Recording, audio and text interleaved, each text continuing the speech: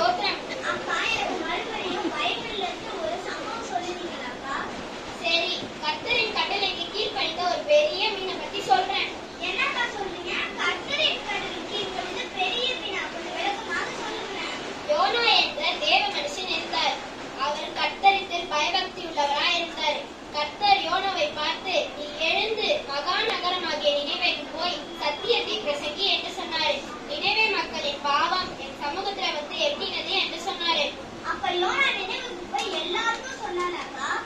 இல்லப்பா, யோனா தர்ஷிஷுக்கு போகிற ஒரு கப்பல்ல கூலி கொடுத்து ஏறிக்கொண்டாரு. என்னக்கா சொல்றீங்க? யோனா கர்த்தருக்கு கீழ்ப்படியவில்லையா? ஆமா, அதனால்தான் தேவன் சமுத்திரத்தின் மேல் ஒரு பெரிய காற்றை வர செய்து கப்பல் உடையத்தக்க ஒரு பெரிய கொந்தளிப்பை வர செய்தார். கப்பல் உடைஞ்சிருச்சா? தண்ணியில் முழுங்கிருச்சா? கேள்பா, சொல்றேன். சரி சொல்லுங்கக்கா, கேட்கிறேன். கப்பல்காரர்கள் எல்லோரும் அவரவர் தெய்வத்தை கூப்பிட்டார்கள். கப்பல் கீழ்த்தட்டில் படுத்துக் கொண்டிருக்கும் யோனாவை கப்பல் மாலுமி தட்டி எழுப்பி ஜெபம் செய்ய சொன்னாரு. அதுக்கப்புறமாவது கடல் அமைதியா இருந்ததாக்கா? இல்லவே இல்ல. எல்லாரும் சேர்ந்து இந்த காரியம் யாரால் வந்தது என்று சீட்டு போட்டு பார்த்தாங்க. சீட்டு யோனாவின் பெயருக்கு விழுந்தது.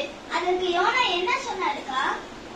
அவர்களிடம் யோனா என்னை எடுத்து தொப்புன்னு தண்ணீர்ல போடுங்க என்று சொன்னாரு. ஐயோ பாவம், யோனா இறந்து போயிட்டாரா? யோனா இறந்து போகவில்லை.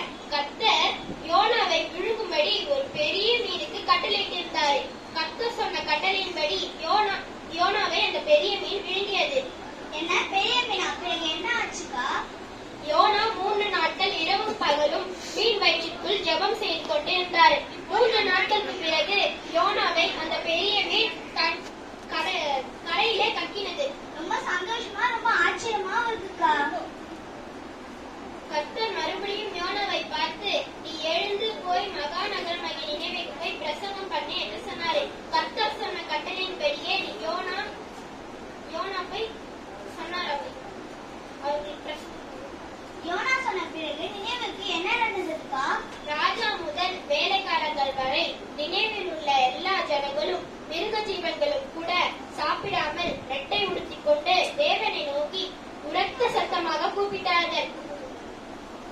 அவரவர் தம் தம் பொல்லாத வழிகளை விட்டு மனம் திரும்பினார்கள். மிருகங்கள் கூடவாக்கா சாப்பிடாமல் இல்லையா? எப்படி? ஆமா, அதனால்தான்